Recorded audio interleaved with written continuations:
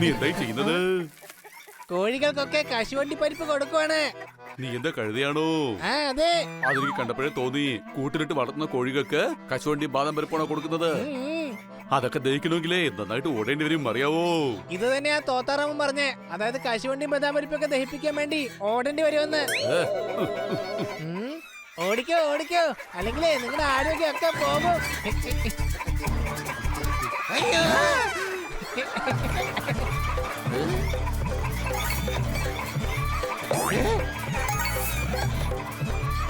അയ്യോ, വേഗം പിടിക്കേ. വേഗം പിടിക്കാം.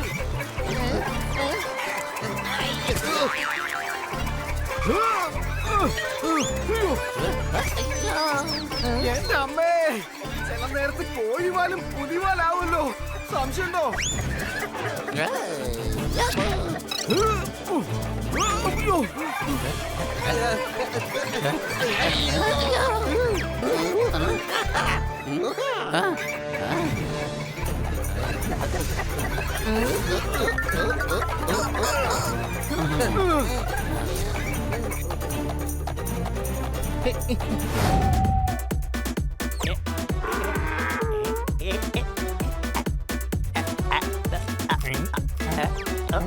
അല്ല, നീ എന്താ ഈ തിന്നുന്നത്?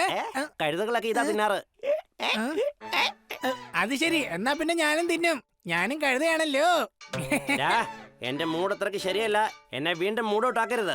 എന്നാ പിന്നെ ഞാൻ കഴുതയാണെന്ന് നീ ഒന്ന് അംഗീകരിക്കുന്നേ. ഇന്ന് നിന്റെ കാര്യത്തിൽ ഒരു തീരുമാനം ഉണ്ടാക്കിയിട്ടേ ഞാൻ അടങ്ങിയുള്ളൂ.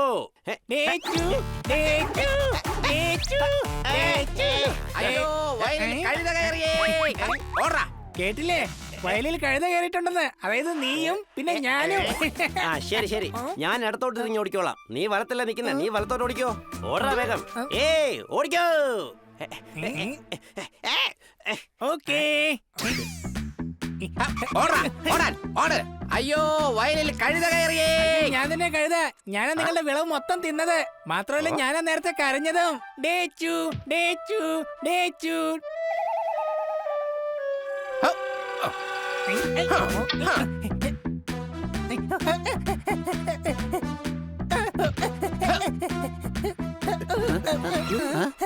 അയ്യോ, നിക്കണേ, ഒന്ന് നിക്കണേ ചേട്ടാ.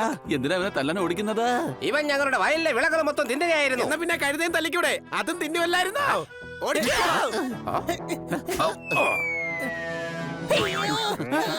എന്റെ അമ്മച്ചി.